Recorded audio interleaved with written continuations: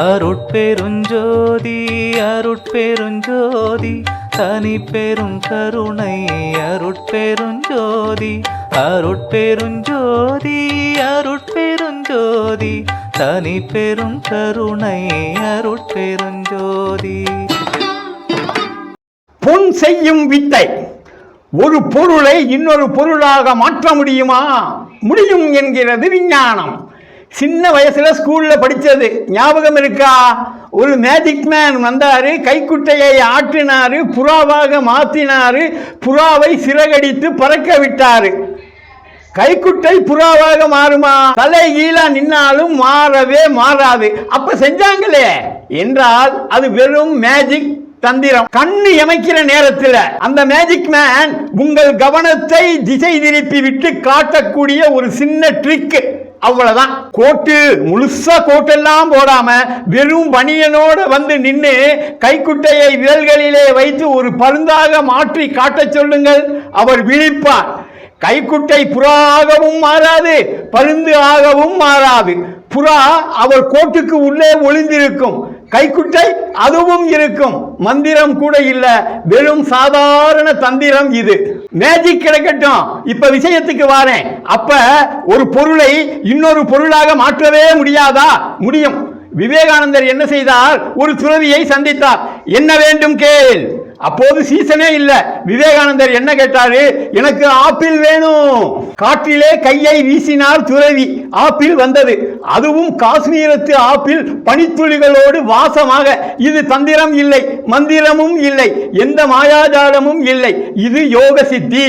வெறும் காற்றில் உள்ளது carbon di oxide, nitrogen, oxygen, கொஞ்சம் ஈரப்பதம், அதாவது H2O, எல்லாவற்றையும் வைத்து ஒன்று சேர்த்து தன்னுடைய மனோசக்தியால் நிஜமான ஆப்பிளாக மாற்றி காட்டுவது இந்த வித்தை. வாழ்க்கையிலே எல்லா வேலையும் விட்டுட்டு 12 வருஷம் கடுமையான தவப்பயிற்சி செய்தால் இதெல்லாம் சாத்தியம். நிஜமான ஆப்பிள் தான், சாப்பிடலாம். வயிறெல்லாம் வலிக்கவே வலிக்காது, நம்பி சாப்பிடலாம். ஆனா உண்மையான ஒரு ஞானி அவர்கிட்ட போய் கேட்டா என்ன சொல்லுவார் தெரியுமா? இதுக்கு போய் 12 வருஷம் வேஸ்ட் பண்ணிட்டீங்களே, விரயம் பண்ணிட்டீங்களே, வெறும் 30 ரூபா கொடுத்தா கடையில கிடைக்குமே. ஆக ஒரு பொருளை இன்னொரு பொருளாக மாற்ற முடியும் என்கிறது யோகம். ஆம், சாத்தியம் என்கிறது விஞ்ஞானம். சரி, இந்தாங்க தாமரம், இதை தங்கமா மாற்றி காட்டுங்க. முடியும். அறிவியலால் நிச்சயமாக இது முடியும். விஞ்ஞானம் அதை சாத்தியப்படுத்தி காட்டும். சாத்திய கூறுகள் ஏராளமாகவே இதிலே உண்டு. எப்படி? அணுவிலே இருப்பது என்ன? உட்கரு, அதாவது நியூக்ளியஸ். அதுக்கும் உள்ள புரோட்டான், நியூட்ரான். வெளியே சுத்துவது எலக்ட்ரான். இந்த புரோட்டான், நியூட்ரான், எலக்ட்ரான் தான் உலகத்தில், ஏன் பிரபஞ்சத்திலே உள்ள எல்லா பொருட்களிலும் அடங்கி இருக்கிறது. மண்ணிலும் அதுதான், மரத்திலையும் அதுதான், தங்கத்திலையும் அதுதான், செம்புலையும் அதுதான். என்ன கொஞ்சம் எண்ணிக்கை தான் முன்ன பின்ன இருக்கும், வேறுபடும். மற்றபடி எல்லாம் இதுதான். இப்ப புரியுதா? ஒரு பொருளை இன்னொரு பொருளாக மாற்றலாம் என்றால் மாற்றலாம் தான். ஆனால் அது அவ்வளவு எளிது அல்ல. பிளாட்டினம்னு ஒரு உலோகம், அதுக்கு 78 எலக்ட்ரான். தங்கத்துக்கு 79 எலக்ட்ரான். பாதரசத்துக்கு 80 எலக்ட்ரான். பிளாட்டினத்தோட அணுவிலே ஒரே ஒரு எலக்ட்ரான், ஒரு புரோட்டான். இதை சேர்த்தா அது தங்கம், அவ்வளவுதான். அதே மாதிரி பாதரசத்துல, அதாவது மெர்க்குரியில ஒரு எலக்ட்ரான், ஒரு புரோட்டானை எடுத்துட்டா போதும், அந்த அணு தங்கமா மாறிடும். அவ்வளவுதான் விஷயம். அவ்வளவுதானா? ஆமா, அவ்வளவே தான். Very very simple. ஆனா இந்த சிம்பிளிசிட்டி எல்லாம் புரியறதுக்கு மட்டும்தான். தியரி பார்க்கறதுக்கு ரொம்ப ஈஸியா தெரியுதா? ஆனா பிராக்டிக்கலா பார்த்தா சாத்தியம்தான், செய்ய முடியும் தான். கொஞ்சம் கஷ்டம், கொஞ்சம் கஷ்டப்பட்டு செய்து முடிக்கலாம். எப்படி? இங்கே தான் வருகிறது artificial radio activity, nuclear bombardment. என்னங்க இது பெரிய பெரிய பம்பாஸ்டிக் வேர்ட்ஸ் எல்லாம் போட்டு பேசுறீங்களே, புரியலையே என்று கேட்டா இன்னும் கொஞ்சம் விளக்கமாக 1941 இதெல்லாம் செஞ்சு பார்த்துட்டாங்க. எப்படி? கோல்டு செயற்கையா செஞ்சாங்க. ஒரு நியூக்ளியர் ரியாக்டர், அதிலே ஒரு நியூட்ரானை பாதரச அணுவிலே மோத விட்டாங்க. நியூட்ரான் பம்பார்ட்மெண்ட், டிரான்ஸ்மிட்டேஷன், தங்கம் வந்துருச்சு. ஆனா கிடைச்ச தங்கம் எல்லாம் ரேடிய கிளர்ச்சி உள்ள தங்கம். ரேடிய கிளர்ச்சின்னா எல்லா அணுக்களுமே கோல்டு ஐசோடோப்புகள், கோல்டு ஐசோடோப்பாக மாறி எல்லாம் ரேடியோ ஆக்டிவா இருந்துச்சு. அணு கதிர் வீச்சை வீசிக்கொண்டே இருந்துச்சு. சாதாரண தங்கத்தை விட மெர்க்குரி இருக்கே பாதரசம், விலை ரொம்ப சீப்பு.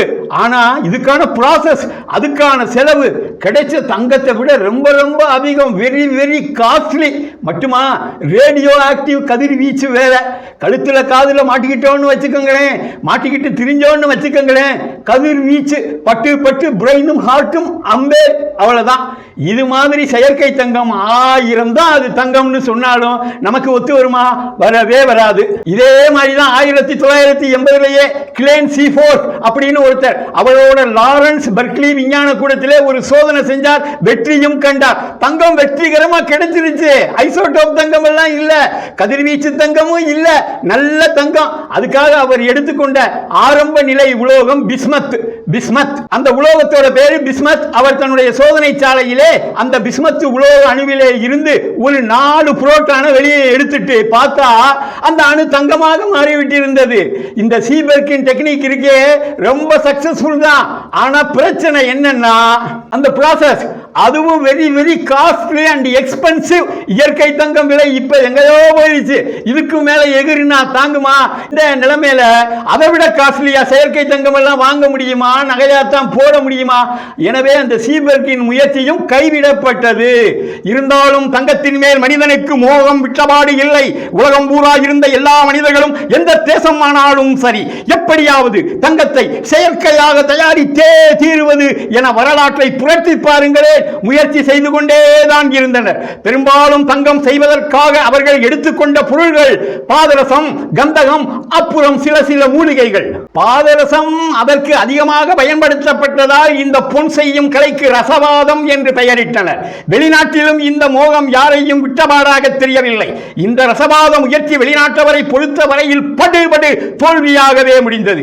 குறிப்பாக அந்த காலத்தில் உலகம் என்று அழைக்கப்பட்ட கிரீஸ், சீனா, எகிப்து, அரேபியா எல்லா நாடுகளிலுமே இந்த தங்கம் தயாரிக்கும் ஆராய்ச்சி நடந்தே வந்திருக்கிறது. ரசவாதத்திற்கு ஆங்கிலத்திலே ஆல்கமி என்று பெயர். ஆல்கமிங்கிற வார்த்தையே ஒரு அரேபிய வார்த்தையிலே இருந்து உதித்தது. ஆல்கீமியா என்கிற சொல்லில் இருந்துதான் வந்து இருக்கிறது என்றால் பார்த்துக் கொள்ளுங்களேன். அரேபியாவிலே இந்த தங்க ஆராய்ச்சி எந்த அளவுக்கு நடந்திருக்கும், மக்களை அலைக்கழித்து இருக்கும் என்று. குருட்டு நம்பிக்கையிலே மக்கள் வீண் போகிறார்கள் என்று 5ஆம் ஹென்றி ராஜா என்ன செய்தார்? 1403 இங்கிலாந்திலே ரசவாத பயிற்சிக்கு தடை விதித்த கதை கூட உண்டு. அதற்கு அப்புறம் 16ஆம் நூற்றாண்டு கடைசியிலே பெரு நாட்டிலே 2ஆம் ருடால்ஃப் என்கிற மன்னர் நிறைய ரசவாதிகளை எல்லாம் தன்னுடைய அரண்மனைக்கே கூட்டிக் கொண்டு வந்து பரிசு கொடுத்து ஊக்கப்படுத்திய கதையும் உண்டு. இந்த வெளிநாட்டு ரசவாதிகள் ஒரு கல்லை தேடி அடைந்தனர். என்ன கல்லு? அந்த கல்லுக்கு அவர்கள் இட்ட பெயர் தத்துவ ஞான கல், ஆங்கிலத்திலே பிலாசபர் ஸ்டோன். அந்த காலத்தில் இருந்து இந்த தத்துவ ஞான கல்லை தேடி தேடி அவர்கள் அலைந்த அலைச்சல் கொஞ்ச நஞ்சம் இல்லை. நம்பிக்கையும் அவர்களை விட்டபாடு இல்லை. இந்த தத்துவ ஞான கல் எல்லா வியாதிகளையும் குணமாக்கும் என்று அவர்கள் நம்பியதுதான் காரணம். இதை வைத்து எந்த உலோகத்தில் இருந்தும் எந்த உலோகத்தையும் தங்கம் ஆக்கலாம் என உறுதியாகவும் அவர்கள் எண்ணினர். இது மட்டும் கிடைத்து விட்டால் சாதிக்காத சாதனை எல்லாவற்றையும் புரியலாம். எனவே அதை தேடுவதிலேயே பொழுதையும் கழித்தனர். வெளிநாட்டு நகரம் ஒரு கற்பனையான ஊர், அது ஒரு தங்க நகரம். அதற்கு பெயர் எல்டரோடா. அப்புறம் மைதாசோட கதை எல்லாருக்கும் தெரியும். அதுதான் தொட்டதெல்லாம் புண்ணாக்கக்கூடிய மைதாசு என்ற கஞ்சனின் கதை. கடைசியிலே என்ன செய்தான்? அவன் தன்னுடைய மகளை தொட்டு அவளும் புற்சிலையாக மாறி போய பிரமித்து விக்கி நின்ற கதை. மெக்கனாஸ் கோல்டு ஆங்கில திரைப்படம் அந்த காலத்திலே இருந்தது.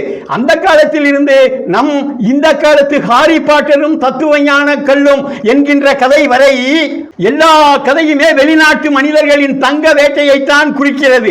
நமது பாரதம் இது மட்டும் லேசுப்பட்டதா?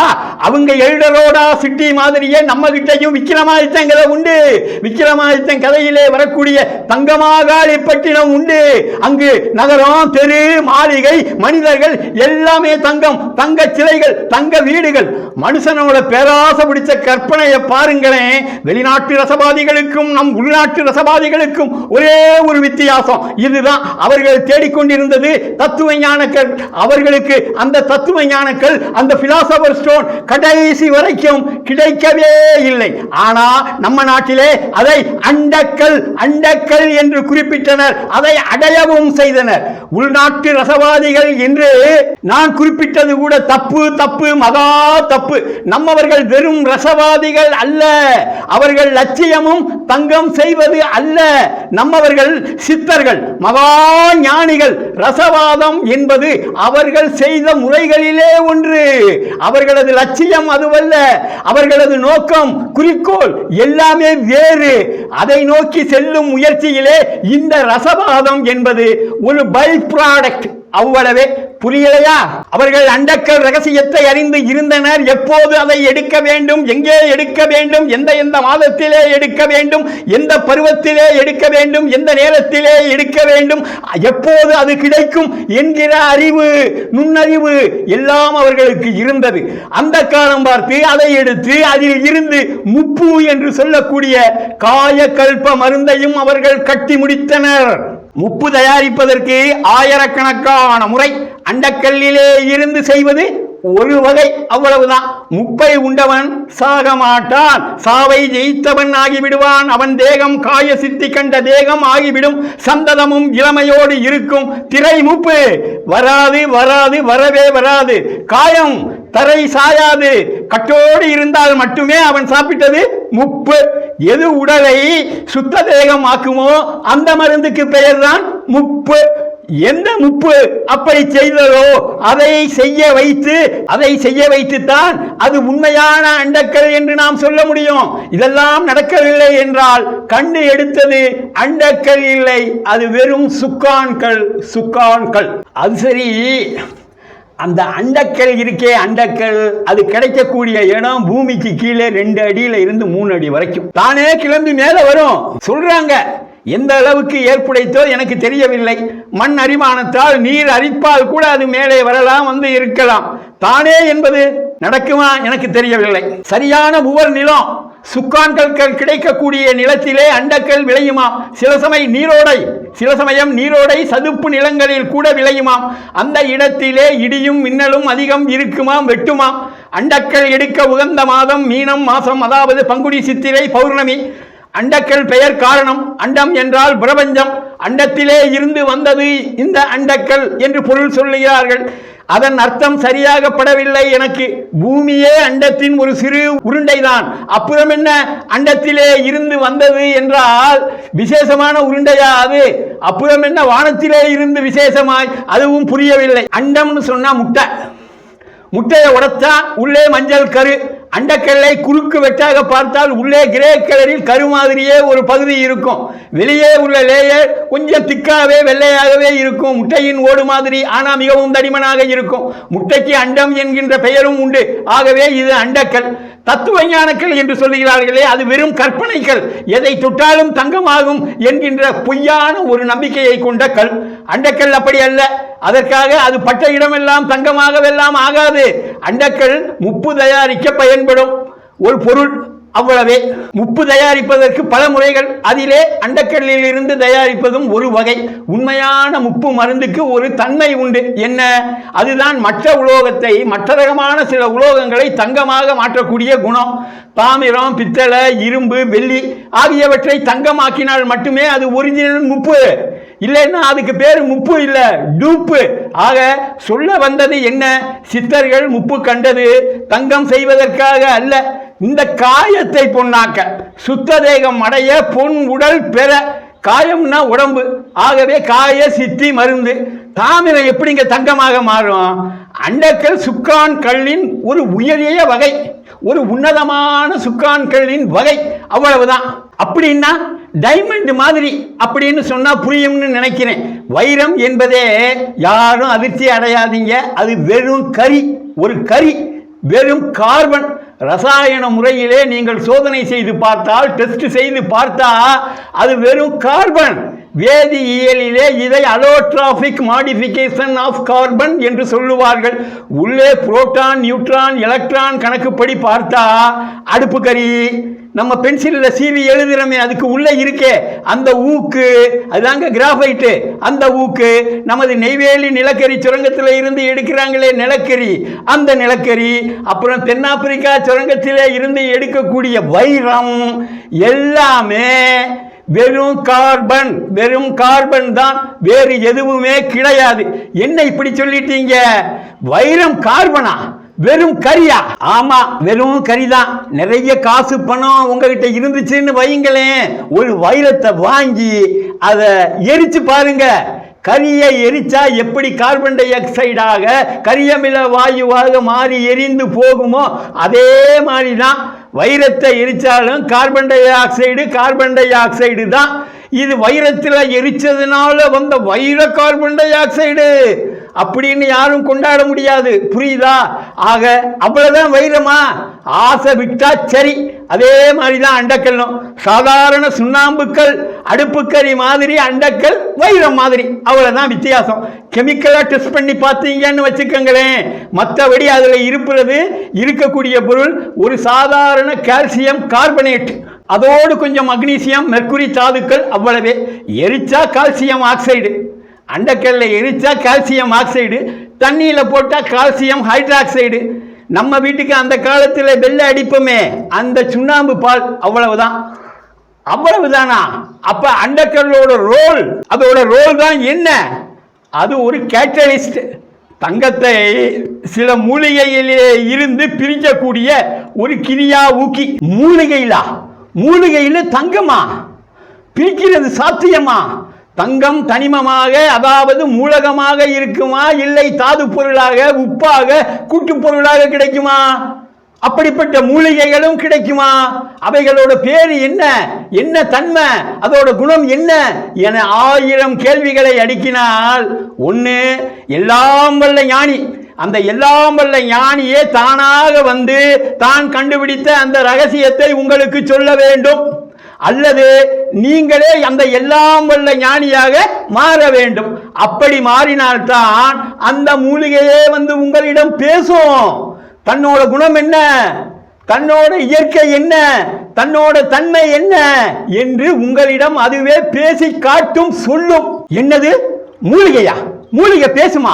ஆமா, முற்றும் துறந்த ஞான சித்தனுடன் காட்டு செடியும் பேசும், கற்சிலை கூட சிரித்து பேசும்.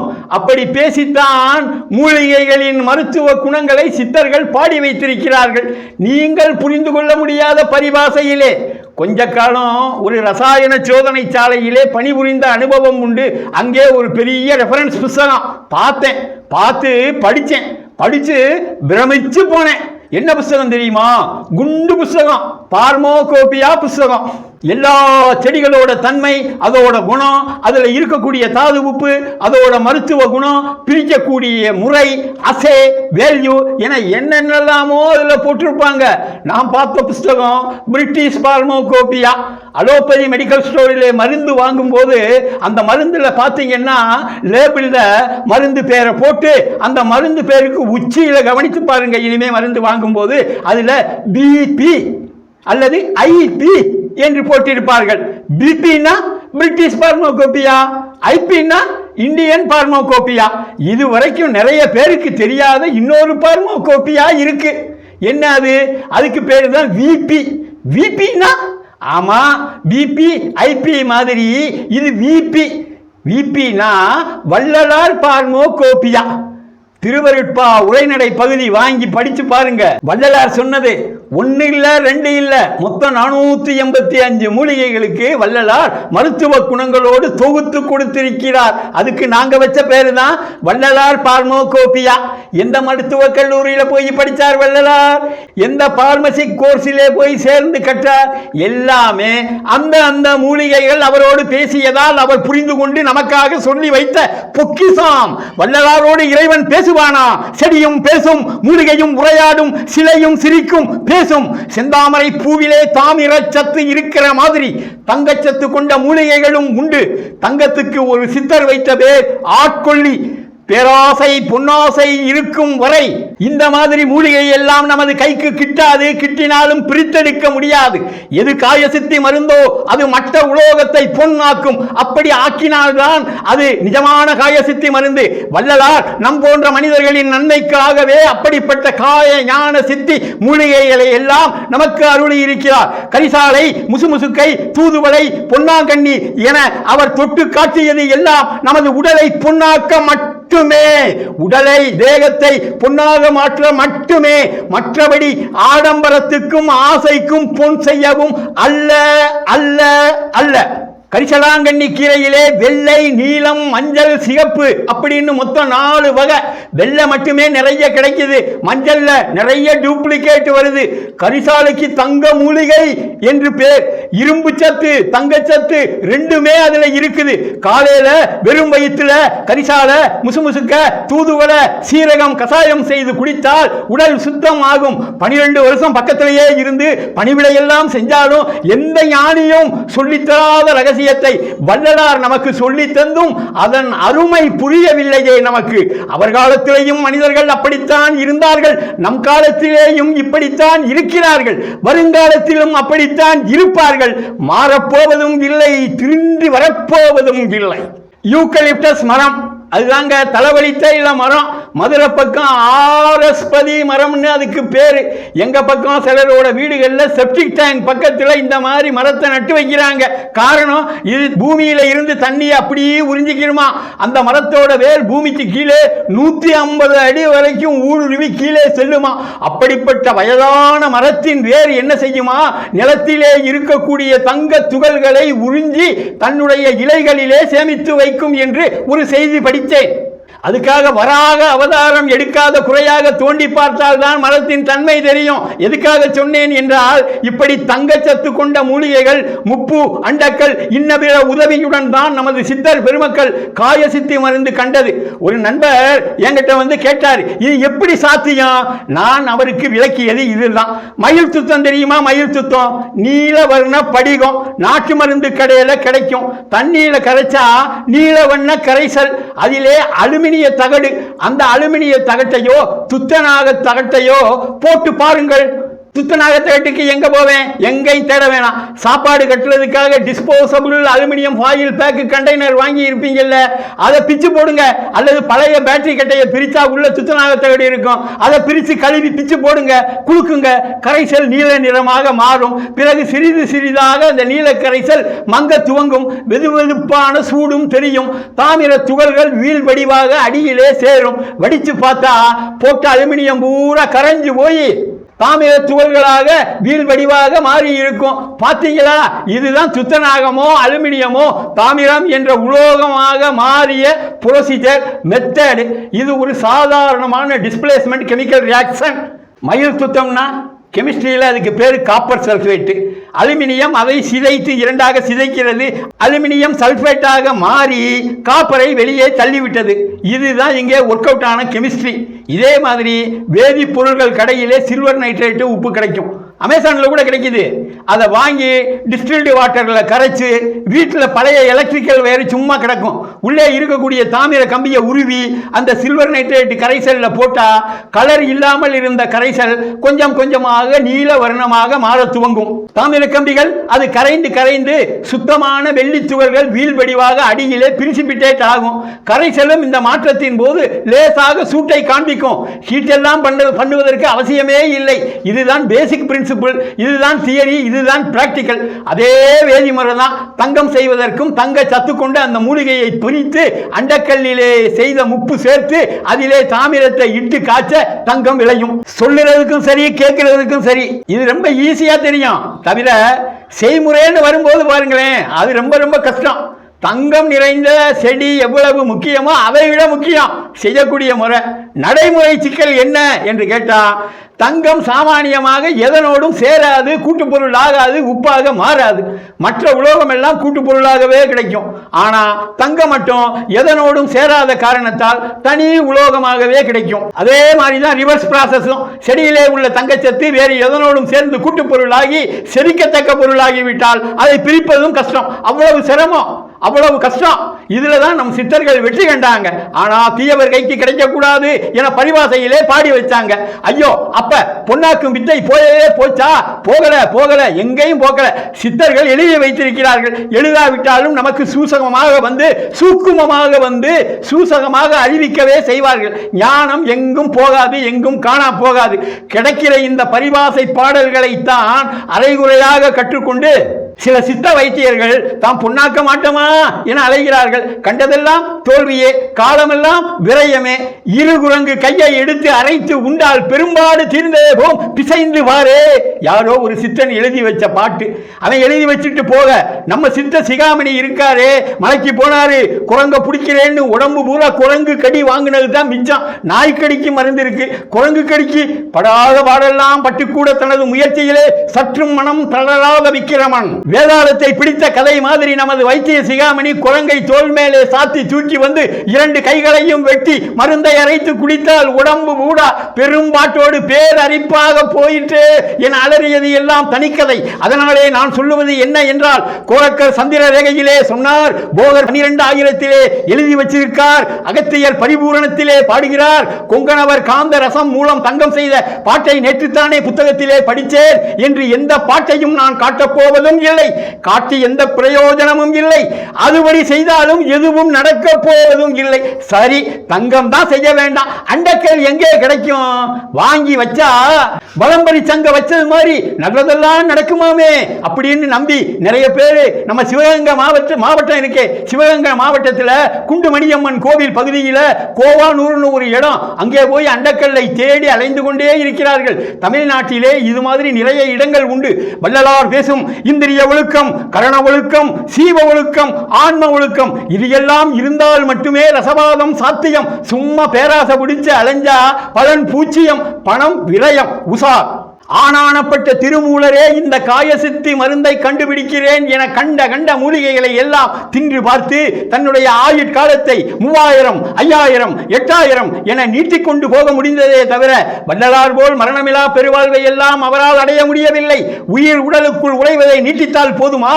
காலம் நெருங்கும் போது காலன் வரத்தானே செய்தான். எத்தனை உடம்பு கூடு விட்டு பாய்ந்தும் அந்த உடம்பு கூட அழிவில் இருந்து தப்பிக்க முடியவில்லையே. காயசித்தி மருந்து முப்பு என்ற பேரிலே கண்ணில் பட்ட மூலிகையை எல்லாம் தனக்குத்தானே தின்று பார்த்து உடல் நச்சு ஆகி போக கட்ட கடைசியிலே வெறும் ஜீவ சமாதிக்குள் ஆட்படத்தான் திருமூலரால் முடிந்ததே ஒழிய சாவா பெருநிலை எல்லாம் அடைய முடியவே இல்லை. திருமூலர் மாதிரியே நிறைய சித்தர் பெருமக்கள் ரசவாதம் மூலம் தங்கம் செய்து வெற்றி கண்டவர்கள் தான், அதிலே சந்தேகமே இல்லை. காசுக்காகவோ வயிற்றுக்காகவோ சுயநல வாழ்வுக்கு ஆகவோ தங்கத்தை பயன்படுத்தவில்லை நம் சித்தர்கள்.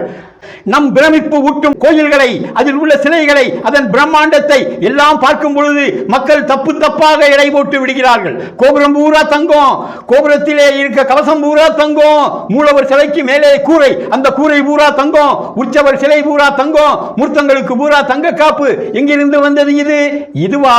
ரொம்ப சிம்பிள். இந்த ராஜாக்கள் இருக்காங்களே, வெளிநாட்டுக்கு படையெடுத்து போனாங்க, போய் திரும்பி வரும்போது கொள்ளையடிச்சாங்க.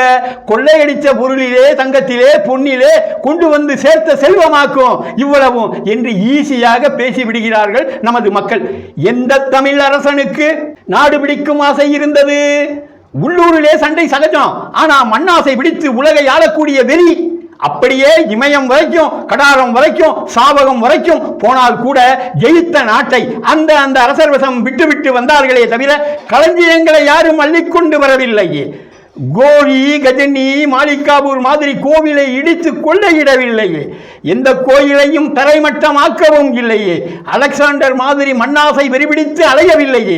செங்கிஸ்கான் மாதிரி கோடி கணக்காய் குன்று குவிக்க கூட இல்லையே. அவர்கள் கவனம் எல்லாம் பரம்பொருளை வழிபடுவதிலேயே இருந்தது, ஆலயங்கள் கட்டுவதிலேயே இருந்தது தவிர தன்னுடைய செத்துப்போன மகாராணிக்கு மகால் கட்டுவதிலே இருந்ததில்லை. ஒவ்வொரு ஆலய நிர்மாணத்தின் பின்னாலேயும் ஏதாவது ஒரு சித்தனின் பேரருள், அவனுடைய கருணை, அவனுடைய கடைக்கண் பார்வை இருக்கத்தான் செய்தது. அதிகம் சொன்னால் விரியும். தஞ்சை பெரிய கோயில் கோபுர தங்கம் அந்நிய படையெடுப்பில் உரித்து எடுக்கப்பட்டு கப்பல் கப்பலாக வெளிநாடு போன கதை நிறைய பேருக்கு தெரியாது.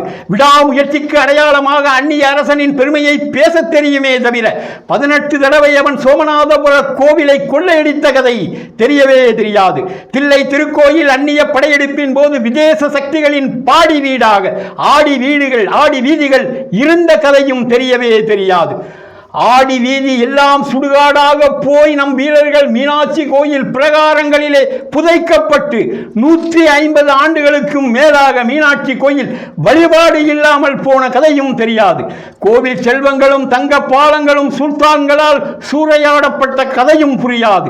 ஸ்ரீரங்கம் கோவில் கொள்ளை எவ்வளவோ எத்தனையோ அங்கு போய் பார்த்தவர்களுக்கு தெரியும் அங்குள்ள கருடன் சிலை எவ்வளவு பெரியது என்று. மாலிகாவூர் உள்ளே புகுந்த போது அந்த கருடனுக்கு போட்டிருந்தார்கள் உடம்பு பூரா தங்க கவசம். உடைக்க முடியவில்லை அவனால், பிரித்து எடுக்க முடியவில்லை அவனால். பேர்த்து எடுக்க இயலாதவன் என்ன செய்தான்? கருடனுக்கு நெய்யாலே அபிஷேகம் செய்து தீயை இட உருகி உருண்டு ஓடிய தங்க குழம்பை சேகரித்து குளிர வைத்து எடுத்து சென்ற கதையும் யாருக்கும் தெரியாது.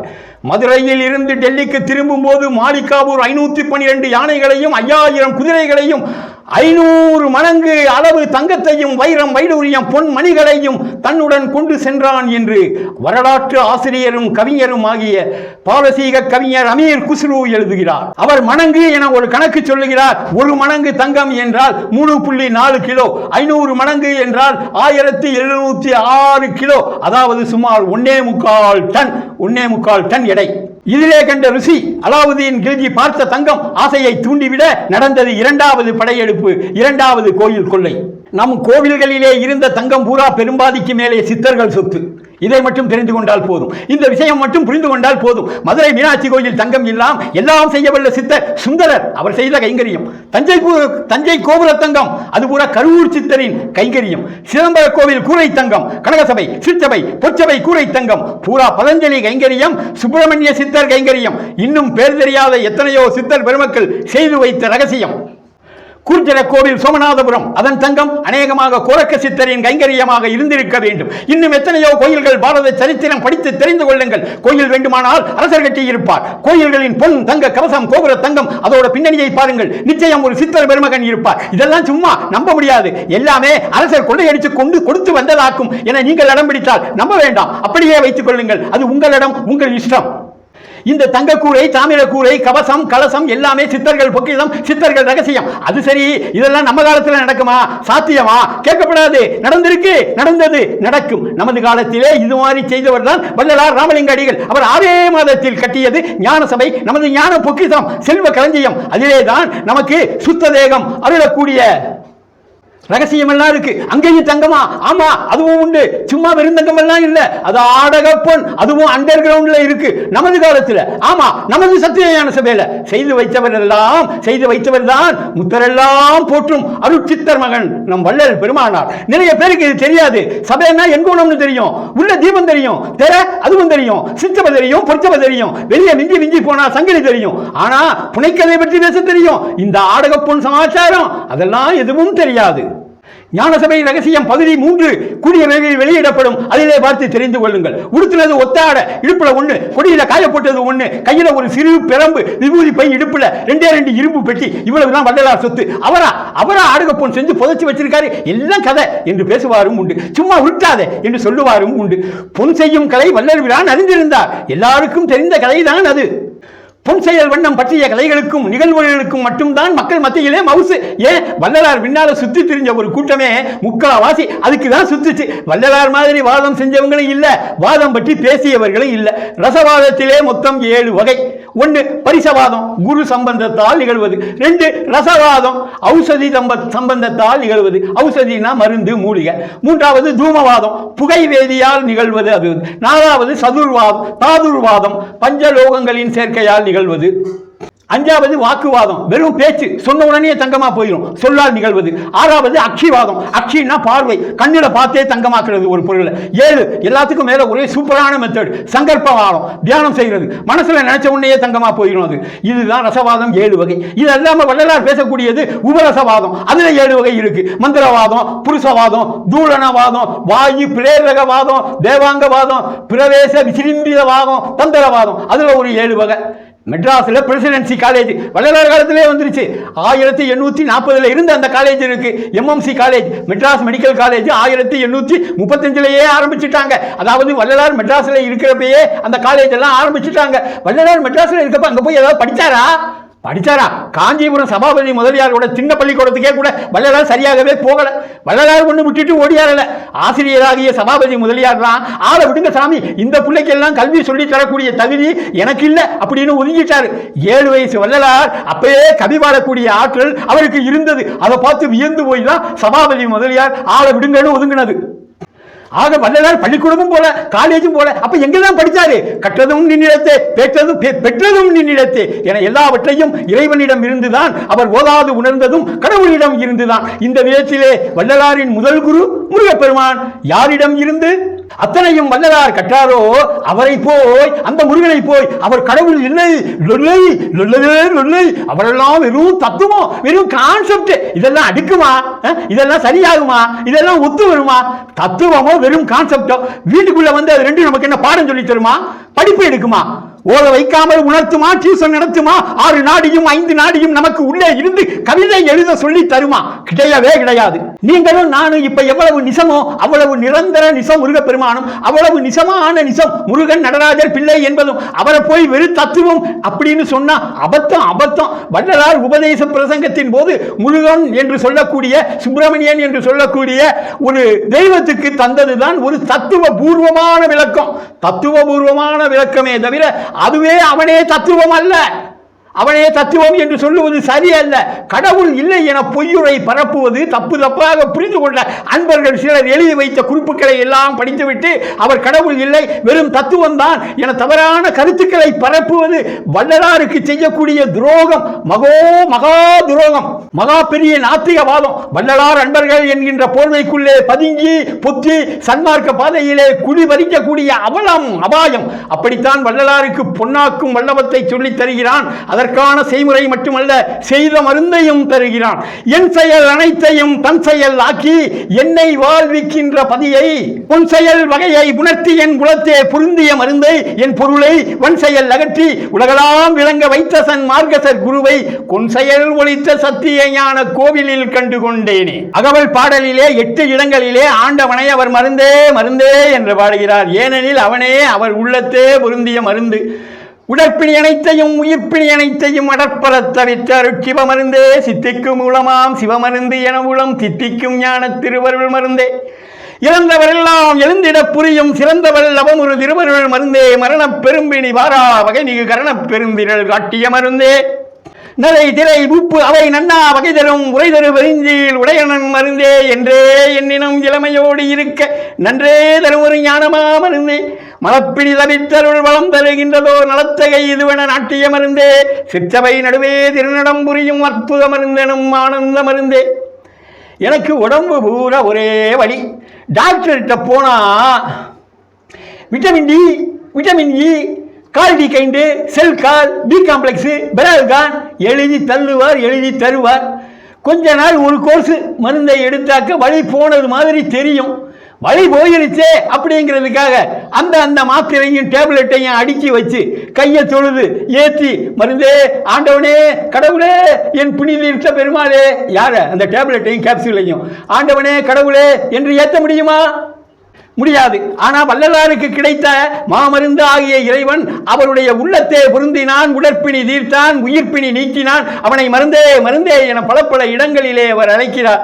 மருந்தை போய் கடவுளேன்னு கூப்பிட முடியாது, ஆனால் கடவுளை மருந்தேன்னு அழைக்கலாம்.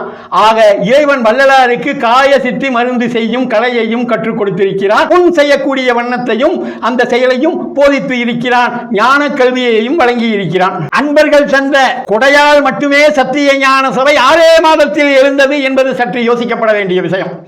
ஞானசபை கட்டும்போது வள்ளலார் எழுதி வைத்திருந்த வரவு செலவு கணக்கு குறிப்பேட்டிலே சிவஉபயம் 75,000 ரூபாய் என எழுதி வரவு வைத்திருப்பதாக ஒரு செய்தி.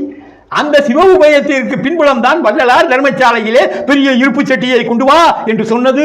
அதிலே ஏதோ ஒரு பொடியை தூவியது, அநேகமாக அது முப்பாக கூட இருக்கலாம். துணியால் மூடி வைத்திருக்க சொன்னது. சற்று நேரம் அதை உற்று நோக்கியது. பின்பு திறந்து பார்க்க சொன்னது. திறந்த போது அவ்வளவு தண்ணீரும் பூரா தங்கப்பாலமாக மாறி இருந்ததாம். சீனி சட்டையப்பர் ஐயாவும் தனது சன்மார்க்க திறவுகோல் என்கின்ற புத்தகத்திலே இது பற்றி குறிப்பிடுகிறார். தமிழ்நாட்டிலே இதையெல்லாம் வாங்குவதற்கு ஆள் இல்லை, அவ்வளவு பெரிய செல்வந்தர் இல்லை என்று பாம்பே சென்று அதை விட்டு வந்த பணம், அதாவது அந்த 75,000 சபை கட்டுமானத்திற்காக சிவ உபயம் என வள்ளலார் குறித்து வைத்திருந்தார் என்று சொல்லுகிறார்கள். இந்த டைரி குறிப்பெல்லாம் இப்ப எங்க போச்சு தெரியல. ஞானசபை கட்டடத்துக்குள்ள இருந்த வள்ளலார் அவரோட கைப்படவே வரைஞ்சு வச்சிருந்த வரைபடமே ரொம்ப காலம் வரைக்கும் அங்க இருந்துச்சு. இப்ப காணா போச்சே. அதே போல போயிருச்சோ என்னவோ. சபை கட்ட சென்னையிலே மரம் வாங்கினார் வள்ளல். பாம்பேக்கு கான்ட்ராக்டர் ஆறுமுக முதலியாரும் ஒரு செட்டியாரும் பாம்பே வரைக்கும் போனதாக தெரிகிறது. விதண்டாபாத மக்களுக்கு நிறைய கேள்வி வரும். குண்டக்க மண்டக்க என வினா எழுப்புவார்கள். எந்த கருத்தையும் யார் மேலும் நான் திணிக்க விரும்பவில்லை. வள்ளலார் தங்கம் செஞ்சு அதை வித்த பணத்தை சேர்த்துதான் சத்திய ஞான சபை கட்டினார் என்றால் சிலர் ஏற்க மறுக்கிறார்கள். அது அவங்க இஷ்டம், அப்படியே இருந்துட்டு போகட்டும். அவர்கள் எழுப்பக்கூடிய கேள்வி, வள்ளலார் பொன் செய்தது உண்மை என்றால் சபையை சுற்றி ஏன் இரும்பு சங்கிலி, பொற்சங்கிலியாக தங்கச்சங்கிலியாக இரட்டைப்படை சங்கிலியாக அமைத்து இருக்கலாமே? சபை கூரை மட்டும் ஏன் தாமிரம்? அதையும் சிதம்பரம் கோயிலில் இருக்கிற மாதிரி தங்க கூரையாக செய்திருக்கலாமே? சபை கட்டிடத்தை ஏன் செங்கல் காரையை வச்சு கட்டணும்? அவரோட துடு ஆற்றலால பொற்கோவிலாக எழுப்பி இருக்கலாமே? பெருவெளி தரையெல்லாம் தங்கமாக்கி வச்சிருக்கலாமே? மணல்களை எல்லாம் பொந்துகளாக்கி இருக்கலாமே என 1000 கேள்விகள் மே மே மே என்று கத்துக்கொண்டிருந்தால் அதற்கெல்லாம் பதிலெல்லாம் சொல்லிக்கிட்டே இருக்க முடியாது. ஞானிகளின் செயல்களை கேள்வி கேட்கவும் கூடாது, குறை காணவும் கூடாது. நடத்தியதும் செய்ததும் செய்தி தந்ததும் நம் நன்மைக்கே என்று எண்ண வேண்டும். அவர்கள் ஒன்று புரிந்து கொள்ள வேண்டும். வள்ளல் செய்கை ஒவ்வொன்றுக்கும் ஒரு காரணம் நிச்சயம் இருக்கும். நாம் வள்ளல் அளவுக்கு வளர வேண்டும். அவர் உச்சத்தை தொட வேண்டும். அப்படி நாம் வளர்ந்தால் தான், தொட்டால் தான் அவையெல்லாம் நமக்கு புரியும். அதுவரை வரட்டு கேள்விகளாக மே மே என குரல் தந்து கொண்டே இருக்க வேண்டியதுதான். இதெல்லாம் சத்விசாரம் தானே என்று சிலர் நினைக்கிறார்கள். எல்லாமே வரட்டு வாதம், சத்விசாரம் அல்ல. அதிமேதாவித்தனமாக பேசுவதாக காட்டிக்கொள்ளும் அகங்காரம், ஆணவ திமிர், அவ்வளவே. உண்மையாகவே சத்விசாரம் பண்ணி பார்த்தால் இது எளிதில் விளங்கும்.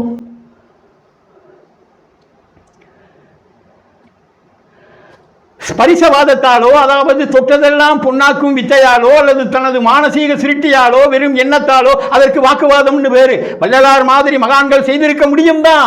செஞ்சிருந்தா அது மைதாஸ் கதை மாதிரி ஆகிரும். எங்க கற்பனை பண்ணித்தான் பாருங்களேன். வள்ளலார் தொட்டதாலேயே அல்லது நினைப்பதாலேயே சபை சங்கிலி எல்லாவற்றையும் பொன் தங்கமாக்கி வைத்திருப்பதாகவே வச்சுக்கிறோமோ என்ன ஆகும்? தலைபூரா தங்கம். யோசிக்க முடியுதா? அதாவது எல்லா மணலும் எல்லா நிலமும் பூமி பூரா தங்கம் வாங்கி விட்டா வாழ்றது எப்படி? சாப்பிடுறது எப்படி? பயிர் பச்சை விளைய எப்படி? விக்ரமாதித்தன் கதையில வந்த தங்கமகாளி பட்டினம் மாதிரி வாழ தகுதியற்ற கிரகமாக அல்லவா இந்த பூமியே மாறி இருக்கும். சரி சரி, அதீதமான கற்பனை எல்லாம் வேண்டாம். வள்ளலார் பொன் செய்தார். அது செய்யும் வித்தையை இறைவனே கற்றுத்தந்தான். அத்தோடு நிறுத்திக் கொள்வோம். நாம் மெட்ராஸிலே இருந்த போதே ரசவாத கலையிலே அவருக்கு தேர்ச்சி வந்து விட்டது. ஒரு பரம ஏழை கிறிஸ்துவர்.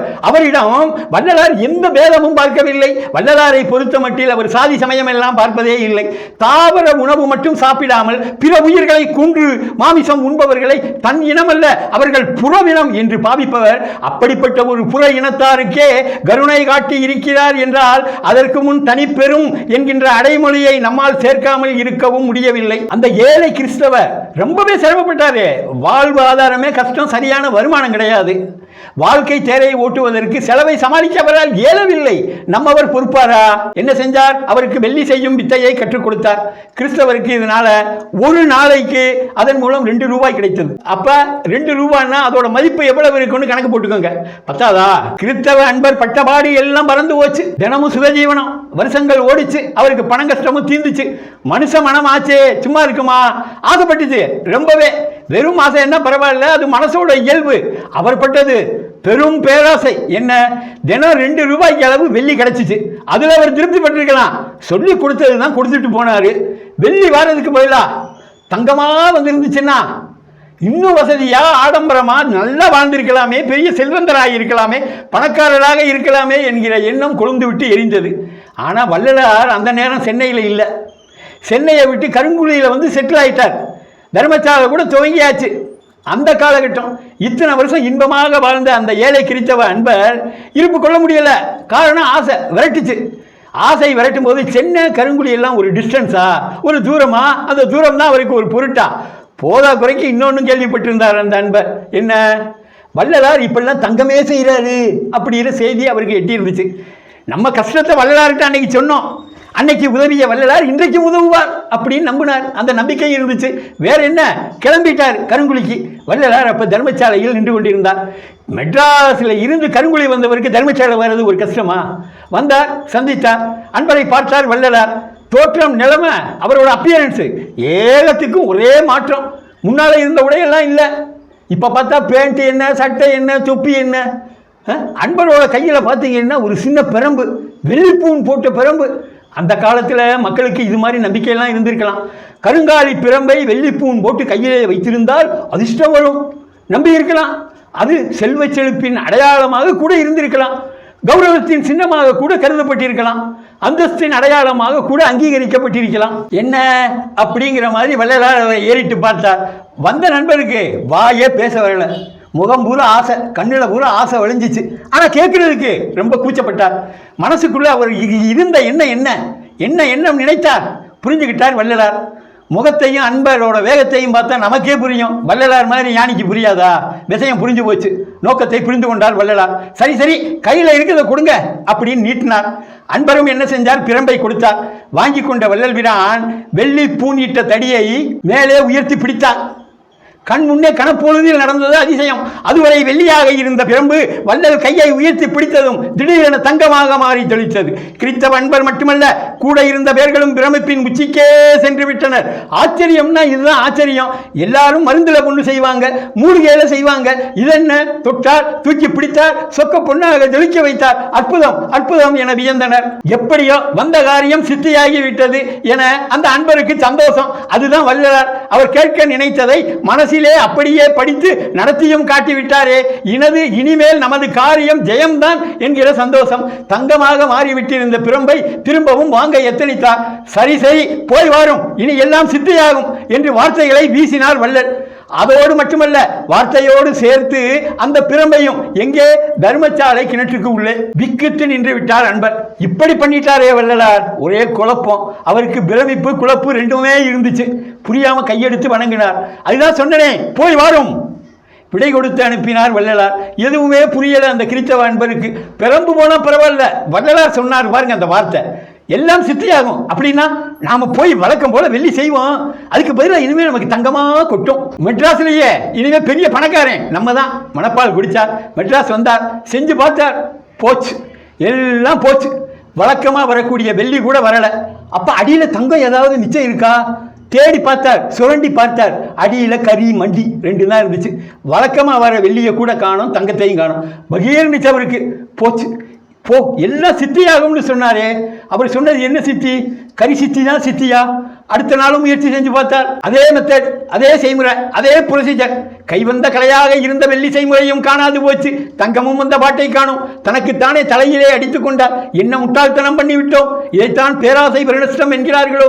இந்த நிகழ்வு அந்த அன்பருக்கு மட்டுமல்ல, எல்லோருக்குமே ஒரு பாடம். இறைவன் நமக்கு கொடுத்ததே போதும் என்று நினைக்க தெரிந்திருக்க வேண்டும். அதுவே பொன் செய்யும் மருந்து. போதும் என்ற மனமே பொன் செய்யும் மருந்து. இந்த நிகழ்விலே வள்ளலார் வெள்ளி செய்ய கற்றுத்தந்தது அந்த 7 வகை ரசவாதத்தின் வகைகளிலே 2ஆம் வகை. ஔஷதி சம்பந்தத்தால் விளைந்தது ரசவாதம். பின்னால் அதே அன்பருக்கு பூன் போட்ட வெள்ளித்தடியை தங்கமாக்கி காட்டியது முதல் வகை. அது தொட்டவுடன் நடந்த வித்தை, அதாவது பரிசவாதம், தொடுவாதம். தர்மசாலையை கட்டுவதற்கு இருப்பு சட்டி நீரை தங்கமாக்கி விட்டது ரசவாதம். அச்சிவாதம், சங்கற்பவாதம் என கடைசி 2 முறையாலும்.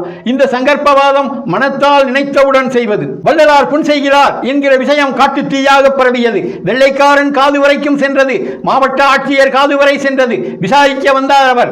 ஐயா, நீங்கள் புன் செய்கிறீர்களாமே, உண்மையா? ஆமாம், உண்மைதான். எப்படி செய்கிறீர்கள்? நான் செய்வதில்லை, திருவள்ளுவர் செய்கிறது, அது நடத்தி காட்டுகிறது. எப்படி? இதோ அப்படி. வள்ளலார் கலெக்டரிடம் இருந்த வெள்ளிப்பிரம்பை வாங்கி தனது கையிலே பிடித்தார், காட்டினார். அவ்வளவே, அது பொன்னாக ஒளிர்ந்தது. வள்ளல் பிரம்பை திருப்பி கொடுத்தார், வாங்கினார் கலெக்டர். அது மீண்டும் வெள்ளியாக போனது. அப்புறம் என்ன, விசாரணை நிரூபணத்தோடு நல்ல விதமாக முடிந்தது. வள்ளலார் இங்கே நிகழ்த்தி காட்டியது பரிசவாதம், அதோடு சங்கற்பவாதம். நைனா ரெட்டியார், இவரை ஆலப்பாக்கம் வாசி. ரெட்டியாருக்கு ஒரே வெறி, எது மேல? ரசவாதம் மேல. இது தெரிஞ்சுக்கிட்டார் வள்ளலார். மண்ணை ஒரு கூடையிலே கொண்டு வர சொன்னார். அதிலே தண்ணீர் விட்டார், சிலனுடைய கையிலே வைத்திருந்தார். பின்னால் கொட்டினார். மணல் எல்லாம் தங்கத்துகளாக மாறி விழுந்தது. அப்போது வள்ளலார் உதிர்த்த வார்த்தை என்ன தெரியுமா? இவையெல்லாம் இச்சையற்றவனுக்கே சாத்தியமாகும், இச்சையற்றவனுக்கே சாத்தியமாகும். இதுவும் சங்கற்பவாதம். ஞான சபை நிலவரை, அதிலே வைத்திருக்கக்கூடிய பொன் சாதாரண பொன் இல்லை, மாற்றறியாத செலும் பசும் பொன். அதிகபட்சம் எத்தனை மாத்து தெரியும் உங்களுக்கு? 10 மாத்து தங்கம் சொல்ல கேட்டிருப்பீங்க. அதுக்கு மேல உலக வழக்கில், பேச்சு வழக்கிலே இருப்பதாக எனக்கு தெரியவில்லை. ஆனால் ஞான சபை நிலவரையிலே உள்ளது ஆடக பொன். அதோட மாற்று எத்தனை தெரியுமா? 1008 மாற்று. இதுவும் தியானத்தால் செய்த வாதம், அதாவது சங்கற்பவாதம். சரிங்க, வள்ளலார் வாதம் செஞ்சார், தங்கம் செஞ்சார், ஒத்துக்கிறோம். அதனால எங்களுக்கு என்ன லாபம்? இல்ல, அவருக்கு தான் என்ன லாபம்? லாபம் உண்டா இல்லையா? பதில் சொல்லுங்க. இப்படி கேட்பவர்களும் இருக்கத்தான் செய்கிறார்கள். Eat, drink and be very அப்படின்னு ஒரு பிலாசபி, எபிக்யூரியன் பிலாசபின்னு பேரு.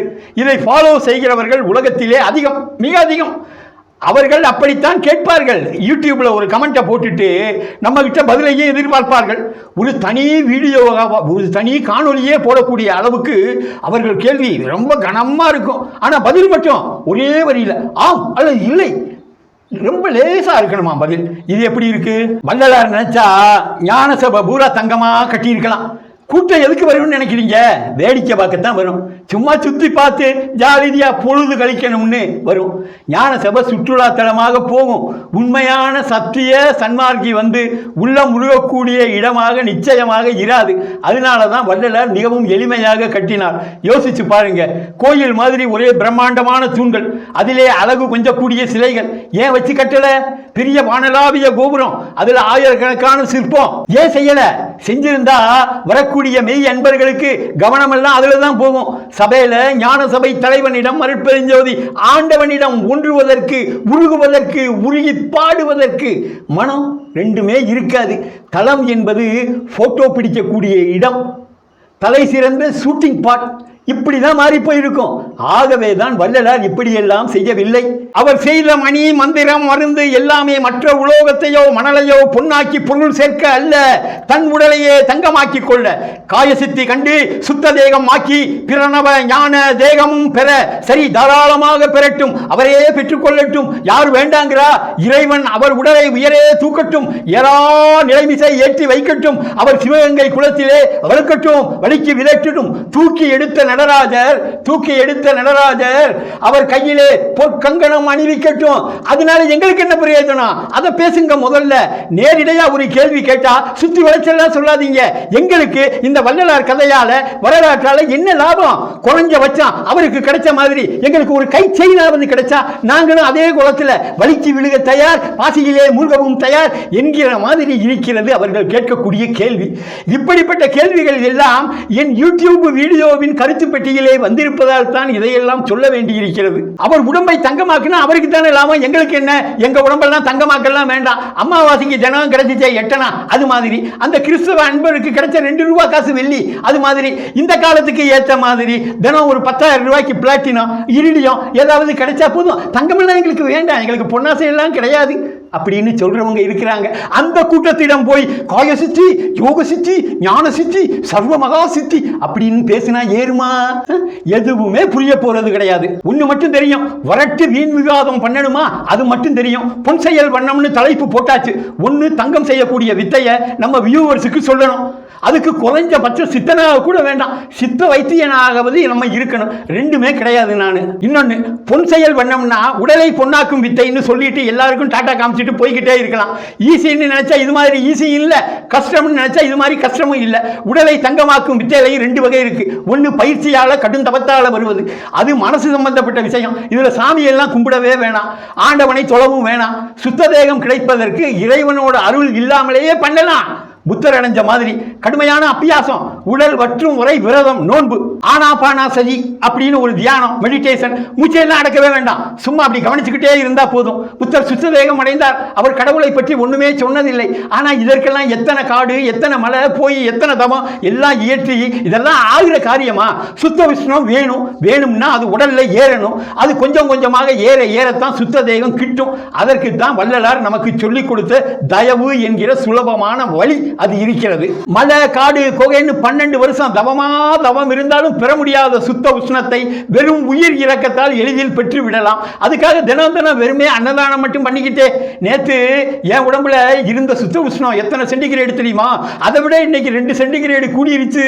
என்ன தெர்மாமீட்டர் எல்லாம் வச்சு பார்த்தா ஏறாது சுத்த உஷ்ணம். புரிஞ்சுக்கோங்க, சுத்த உஷ்ணம் நீங்கள் நினைக்கிற மாதிரி எல்லாம் இல்லை. வெறும் தெர்மாமீட்டர் எல்லாம் அதை அளக்க முடியாது, அளவிட முடியாது. சுத்த உஷ்ணம் என்பது சூரிய பிரகாசம் உடலிலே இருப்பது. புரியும்படி சொல்ல வேண்டும் என்றால், உடம்பிலே சூரிய பிரகாசம் கூட கூடத்தான் இந்த தேஜஸ் சொல்றாங்களே அதெல்லாம் அதிகரிக்கும். இந்த சூரிய பிரகாசம் சாதாரண கண்ணுக்கெல்லாம் தெரியாது. நெற்றிக்கண் திறக்கப்பட்ட சித்த ஞானியின் கண்ணுக்கு தான் உடம்புல அது எவ்வளவு வளர்ந்திருக்குன்னு புலனாகும். உயிர்களிடம் காட்டுகின்ற அன்பு பாசத்தை இறைவனிடம் பிரேமையாக பாசமாக கூட காட்டலாம். அப்படி காட்டும் போது சூரிய பிரகாசம் தானே வளரும். அது வளர்ந்தால் போதும், சித்த உஷ்ணம் கூடி கூடி ஒரு நாள் சுத்த தேகம் கிட்டும். முதலில் இறைவன் மேல் நம்பிக்கை வேண்டும். அவன் நம் தந்தை, நான் அவன் பிள்ளை என்று சொல்லக்கூடிய உறுதி வேண்டும். சும்மா நினைச்சாலே மனசு உருகணும், கண்ணீர் பெருகணும், கால் வலிந்து ஓடணும், எதுக்குன்னு தெரியாம அழணும், கதறணும், கரைஞ்சு உருகணும். ஆரம்பிச்சு பாருங்களேன், அவனே வருவான், அள்ளி எள்ளி தருவான். அப்புறம் நீங்க தியானம் கூட பண்ண வேண்டாம், அவனே உங்களுக்காக பண்ணிக்கொள்வான், அவனே தியானம் செய்வான். சும்மாவா நீங்க? அவனோட செல்வமை பிள்ளை ஆயிற்றே. கல்லை பிசைந்து கனியாக்கி தங்கருணை வெள்ளத்து அணுந்தி விளையெழுந்த வேதியனை தில்லை நகர்வுக்கு சிற்றம் பலம் என்னும் உள்ளை விளையானை பாடுதுங்கானும் ஆனார். அதற்காக 24 மணி நேரமும் வீட்டிலே பகல விளக்கு போடணும், கூப்பிடணும், அழைக்கணும், நிச்சயம் வருவான். தீப பிரமாணம் இல்லாத இடத்திலே கடவுள் இல்லை, அதை உணர வேண்டும். 6 காலம் தியானம் செய்ய வேண்டும். செய்ய முடியாவிட்டா தீபம் முன்பு 3 வேளையாவது பண்ணணும். அதுவும் முடியல, 1 வேளையாவது பண்ணுங்க. காலை வேளையாவது கட்டாயம் செய்ய வேண்டும். விளக்குக்கும் உங்களுக்கும் இடையில் ஒரு செப்பு குவளை, அதிலே நீர் விட்டு அந்த நீர் உள்ள குவளை இருவருக்கும் இடையில், விளக்குக்கும் ஆண்டவனுக்கும், அதாவது விளக்காகிய ஆண்டவனுக்கும் உங்களுக்கும் இடையில் அவசியம் இருக்க வேண்டும். அதிலே ஒரு சின்னஞ்சிறு பிஞ்ச், ஒரு சிறு பிஞ்சு பச்சை கற்பூர பொடி தூவ வேண்டும். அரை மணி நேரம் அவனை எண்ணி அழுதால் போதும், அதுவே தியானம். தீட்சை பெற்றவர்கள் மந்திரமும் உச்சரிக்கலாம், பெறாதவர்கள் அருட்பெருஞ்சோதி மகா மந்திரம் இருக்கவே இருக்கிறது, அதை சொல்லலாம். எல்லா மந்திரமும் அப்பன் மந்திரமே, எதை வேண்டுமானாலும் சொல்லலாம். வள்ளலார் அகவலிலே பேசுவார், 5 என 8 என 6 என 4 என முந்துரும் மறைமுனம் ஒளியும் மந்திரமே. பச்சை கற்பூரம் போட்ட நீரை தாமிர குவளையிலே இருந்து தியானம் முடிந்த கையோடு பருக வேண்டும். இது நமது அண்ணாக்குக்கு மேலே புருவநடு கோட்டுக்கு உள்ளே எரிகின்ற ஜோதியை துலக்குவிக்கும், சுடரை விளக்குவிக்கும். இதெல்லாம் பெரிய ஞான ரகசியம், யாரும் சொல்லித்தர மாட்டார்கள். வள்ளலார் சொன்னது போல பல வருடம் குருவுக்கு பணிவிடையும் தொண்டும் செய்தால் கூட யாரும் சொல்லித்தர மாட்டார்கள். எங்கள் குருவின் குரு, அவருக்கு இறைவன் சொன்னது அது வழி வழியாக வருவது. உலக நன்மைக்காக வெளிப்படையாக சொன்னேன். பிடிப்பவர்கள் பிடித்துக் கொள்ளுங்கள், விடுபவர்கள் விட்டுவிடுங்கள். தியானம் ஒவ்வொரு தடவை ஆரம்பிக்கும் போதும் ஒரு மனசங்கல்பம், திட சங்கல்பம், ஒரு உறுதிமொழி அவசியம். இந்த உடல் நித்திய உடல், இதற்கு நோயோ பிணியோ மரணமோ வாராது. இது மண்ணிலே போக அல்ல, இது குளிக்கோ மண்ணுக்கோ நிலத்துக்கோ அல்ல அல்ல, இது கனலில் வேகவும் அல்ல, நெருப்பில் எரிபடவும் அல்ல, இது அனந்த கோடி சூரிய பிரகாசம் ஆகி சாவை வெல்ல சந்ததமும் நிலைத்திருக்க என் உடல் விரிகிறது விரிகிறது, விரிந்து வியாபித்துக் கொண்டே இருக்கிறது. விண் தாண்டி வெளி தாண்டி வெளிக்குள், வெளி தாண்டி இதிலே மண் பூமி நிலா நட்சத்திரம் பிரபஞ்சம் எல்லாமே அடக்கம். அப்பா அருட்சோதி பெருமானே, வள்ளல் சத்குருவே, வாருங்கள், வந்து இதற்குள்ளே வசியுங்கள். இதை வண்ணப்பொன் வடிவாக மாற்றுங்கள், மாற்றி காட்டுங்கள். கூட்டுக்குள் வந்து குடிகொள்ளுங்கள், கோவிலி நாடு ஆக கோல் போச்சுங்கள். தேகத்துக்குள் வந்து உரையுங்கள், செழுஞ்சோதி பொன் வடிவா இதை செய்யுங்கள். உங்கள் மனசுக்கு உள்ளே இந்த உறுதிப்பாடும், இந்த திட சங்கற்பமும், அஃபர்மேஷனும், ஆதி நம்பிக்கையும் முக்கியம், முக்கியம், மகா முக்கியம். விண்ணப்பமோ வேண்டுதலோ சங்கற்பமோ முடிந்து அப்படியே அண்ணாக்குக்கு மேல் பொன் வண்ண சுடர் ஒன்று புருவநடு கோட்டுக்குள் எரிவதாக பாவித்து எவ்வளவு நேரம் உண்ணி நினைக்க முடியுமோ அவ்வளவு நேரம் உண்ணுங்கள். பத்மாசனத்திலோ சம்மணம் இட்டோ உடல் நன்றாக நிமிர்ந்திருக்கும்படி அமர்ந்து தியானிக்க வேண்டும். அவ்வளவுதான். கடவுள் கண்டிப்பாக வருவான். முதலிலே உங்கள் வீட்டுக்கு உள் முதலிலே, அப்புறம் உங்கள் கூட்டுக்குள். வள்ளலாருக்கும் அப்படித்தான் வந்தான். வந்து அவருடைய உடலை பொன் உடலாக மாற்றி காட்டினான். இதுதான் அவன் நம் உடலை நாற்றமயமான ஊற்றை உடலை பொன்னாக்கும் வித்தை. வள்ளலார் ஆரம்ப காலத்திலே முதலில் இருந்தபோது முருகப்பெருமான் அவருக்கு குருவாக வந்த காலத்தில் தனது உடலை பற்றி வர்ணிக்கும் போது இப்படி வர்ணிப்பார்: துக்க உடல், கொழுத்த உடல், வீண் உடல். அழகான பாடல்கள் அவை, நயமான பாடல்கள் அவை. அவைகளை படிக்க ரசிக்க தமிழ்நாட்டிலே பிறக்க வேண்டும், தமிழ் கற்க வேண்டும், அப்போதுதான் முடியும். அப்படி பிறந்தும் அப்படி தமிழ் பேசியும் அந்த பாடலை எல்லாம் ரசிக்க முடியவில்லை என்றால் இந்த பிறவியே ஆக வேஸ்ட். பரவாயில்லை, இன்னும் நிறைய காலம் மிச்சம் இருக்கிறது, இனிமேலாவது படியுங்கள். வள்ளலார் பாட்டை ஆங்கிலத்திலே மொழிபெயர்த்தால் ரசிக்க முடியாதா? தமிழில் படித்தால்தான் அது முடியுமா? வார்த்தையை மொழிபெயர்க்கலாம், நயத்தை மொழிபெயர்க்க முடியுமா? உணர்வை மொழிபெயர்க்க முடியுமா? இந்த பாட்டிலே வில்வக்குடலை மற்றும் வீணுக்குடலை என்கிற ஒரு பதம் வருகிறது. எங்கே? யாராவது மொழிபெயர்த்து காட்டுங்கள் பார்க்கலாம். முடியாது. அந்த சிலேடை நயத்தை எப்படி மொழிபெயர்ப்பீர்கள்? முடியவே முடியாது. வள்ளலாரை படிக்க வேண்டும் என்றால் தமிழ்நாட்டில் பிறந்தால் மட்டும் பற்றாது, தமிழும் ஒழுங்காக படிக்க வேண்டும், தமிழ் கவிதையை ரசிக்க தெரிய வேண்டும். எழுத தெரிந்தால் இன்னும் பெட்டர். ஏனென்றால் சமஸ்கிருதம் தேவபாஷையாக இருக்கலாம், தேவர்கள் பேசக்கூடிய மொழியாக இருக்கலாம். ஆனால் தமிழ் தெய்வ மொழி, தெய்வங்கள் படைத்த பாஷை, தெய்வங்கள் பேசும் பாஷை, சாவா நிலையடைந்த தெய்வங்கள் பேசிய பாஷை, பேசக்கூடிய பாஷை. முத்தேக சித்தியின் முதற்படியே ஏம சித்தி தானே. ஏமம் என்றால் பொன், பொன் செயல் வண்ணம் கற்க உதவும் ஒரே மொழி தமிழ் மொழி. உலகத்தில் பொன் செய்யும் வித்தையை கற்க வேண்டும் என்றால், உடலை பொன்னாக மாற்ற வேண்டும் என்றால், அந்த வித்தையை சாவா நிலையை அறிவிக்கக்கூடிய ஒரே மொழி தமிழ் மொழி மட்டும்தான். மொழிபெயர்த்து தான் படிப்பேன் என்றால் கூட முடியாது. வார்த்தைகளை வேண்டுமானால் மொழிபெயர்க்கலாம், ஆனால் திருவாசகம், திரு அருட்பா ஆகியவைகளின் உருக்கத்தையும் உணர்ச்சியையும் எந்த கொம்பனாலும் மொழிபெயர்க்க முடியாது. எந்த சமயங்கள், எந்த மதங்கள் அந்த தலைவர்களையோ தெய்வங்களையோ வழிபட்டால் கூட பொன் செயல் வண்ணமாகிய பொன்னுடல் சித்திக்காது. தமிழ் நெறியால் மட்டுமே அது சாத்தியம். தமிழ் நெறி தெய்வங்களால் மட்டுமே பொன்னுடலை கொடுக்க முடியும் என்பதை நன்றாக உங்கள் மனத்திலே பதித்து வைத்துக் கொள்ளுங்கள். பயிற்சியால் முடியும் என்று சொன்னீர்களே, அப்புறம் தெய்வங்கள் இதற்கு கேட்கலாம். பயிற்சியால், தவத்தால் பொன்னுடல் சாத்தியம்தான், முடியும்தான், சாதிக்கலாம் தான், மறுக்கவில்லை. ஆனால் பொன்னுடல் மட்டுமே கிடைக்கும். அந்த பொன்னுடலை தாண்டி, சுத்த தேகத்தை தாண்டி ஒரு இன்ச்சு கூட மேலே ஏற முடியாது. அதுவே போதும். திருப்திப்பட்டுக் கொண்டு முக்தி மட்டும் அடைந்து விட வேண்டியது. அதற்கு மேல் முத்தேக சித்தி எல்லாம் முடியவே முடியாது. பொன்தேகத்தோடு நிரந்தரமான ஃபுல் ஸ்டாப். அதுதான் தெய்வங்கள் அருளக்கூடிய பொன் உடலுக்கும் தானே தவம் ஏற்றி கிடைக்கக்கூடிய பொன் உடலுக்கும் உள்ள வித்தியாசம், வேறுபாடு எல்லாமே. தெய்வங்கள் தமக்கு அருளும் பொன்னுடல் அத்தோடு நின்று விடாது, அடுத்த நிலைக்கு உயரும், அடுத்த தரத்திற்கு ஏறும். மந்திர தேகப்படி நிலை, ஞான தேகப்படி நிலை, அருள் தேகப்படி நிலை என்று எல்லாம் மேலே மேலே போக வேண்டி இருக்கிறது. அவ்வளவையும் அடைந்தவர் தான் வள்ளல் பிரான். அவர் இதை வெறும் பயிற்சியால் சாதிக்கவில்லை, தயவால் சாதித்தார், பெருங்கருணையால் சாதித்தார், உயிர் இரக்கத்தால் சாதித்தார், இறைவன் மேல் கொண்ட உருக்கத்தால் சாதித்தார் என்பதை மறந்துவிடக் கூடாது ஒருபோதும். மற்ற ஞானியர், யோகியர் மாதிரியோ, சில பல மூன்றாம் நிலை தெய்வங்கள் மாதிரியோ பயிற்சி தவத்தால் பொன்னுடல் அடையவில்லை. அவர் இறைவனே வந்து பொன்னுடலை அவருக்கு அளிக்கிறான் என்பதை புரிந்து கொள்ள வேண்டும். பொன் உடம்பு எனக்கு பொருந்திடும் பொருட்டாய் என்னுளம் கலந்த என் தனி அன்பே. அகவல் வரியை பாருங்கள். என் தனி அன்பே என விழிப்பது அருட்பெருஞ்சோதி இறைவனை, அவன் கருணையை, அவருக்கு உள்ளே பொங்கிய தனிப்பெரும் தயவை. அருட்பா பூரா படித்து பாருங்கள், தெரியும். அவர் எங்கேயும் நான் பொன்னுடலை அடைந்தேன் என்றோ, பயிற்சியால் எனக்கு கிட்டியது என்றோ பாடியே இருக்க மாட்டார். மாறாக இறைவன் தான் பொன்னுடலை தனக்கு அளித்தான் என்றுதான் பாடுகிறார். வாதித்த மாயை வினையாம் ஆணவம் எனும் வன்மலத்தை சேதித்து என் உள்ளம் திருக்கோயிலா கொண்டு சித்தியெல்லாம் போதித்து உடம்பையும் பொன்னுடம்பு ஆக்கி நற்புத்தமுதும் சாதித்து அருளிய நின்ன அருட்கு யான் செய்யத்தக்கது என்னே. வள்ளலார் அந்த ரசபாத வித்தையை இரண்டாக சொல்லுவார் தனது உபதேச பகுதியிலே. அது ஒன்று, அதிலே ஒன்று தகர வித்தை, இன்னொன்று வகர வித்தை. இதெல்லாம் சன்மார்க்க டெர்மினாலஜி, கேட்டு அரண்டு போகக்கூடாது. வகர வித்தைன்னா தாழ்ந்த உலோகங்களை பொன்னாக்கும் ஆற்றல். தகர வித்தைன்னா நமது தலைக்குள்ளே ஆற்றக்கூடிய வித்தை, அதாவது தேகத்தை பொன்னாக்குவது. அந்த ரெண்டிலும் வல்லவர் வள்ளலார் என்பதை சொல்லியா தெரிய வேண்டும். இந்த மகர வித்தையில் சங்கற்பவாதமும் அச்சிவாதமும் என்றைக்கு கைவரப் பெற்று விட்டதோ அன்றைக்கே சன்மார்க்கி தனது சிருஷ்டி தொழிலை தொடங்கி நடத்த அதிகாரம் பெற்றுவிட்டான், தகுதி பெற்றுவிட்டான் என்று பொருள். புரியலையா அர்த்தம்? என்றைக்கு மானசீகமாக நினைத்து ஒன்றை வேரிலே இருந்து சிருஷ்டி செய்யக்கூடிய தன்மை வந்ததோ அன்றே அவன் பிரம்மனின் வல்லவத்தை அடைந்து விட்டான் என்பதுதான் பொருள். மகர வித்தையில் ஒன்றான சங்கற்ப மற்றும் அச்சிவாதத்துக்கே இந்த மகிமை என்றார். தகர வித்தையையும் முடித்து விட்டால் அடேங்கப்பா ஐந்தொழில் வல்லவத்தையே அந்த சன்மார்க்கி அடைந்து விட்டான் என்றுதான் விளங்கிக் கொள்ள வேண்டும். அதுதான் வள்ளல் பெருமானார் அடைந்த நிலை. பொதுவாக அவர் முத்தேக சித்தியின் கடைசிப்படியாகிய ஞான சித்தி வரை சென்று விட்டார் என்றுதான் எல்லோரும் நினைத்துக் கொண்டிருக்கிறார்கள்.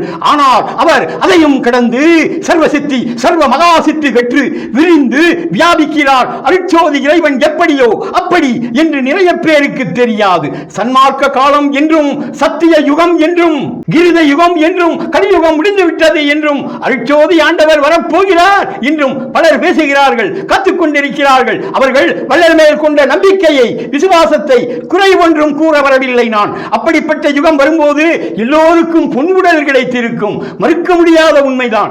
ஆனால் அதற்கு எல்லோருமே புலை கொலை குடி எல்லாவற்றையும் தவிர்த்து சன்மார்க்கத்துக்கு உள்ளே வர வேண்டும் என்றால் அந்த யுகம் இனி எந்த யுகத்தில் என்பதை நீங்களே யூகித்துக் கொள்ளுங்கள். அடுத்த காணொளியில் சந்திக்கும் வரை வணக்கம் கூறி விடைபெறும் உங்கள் நண்பன் மகுட தீபன்.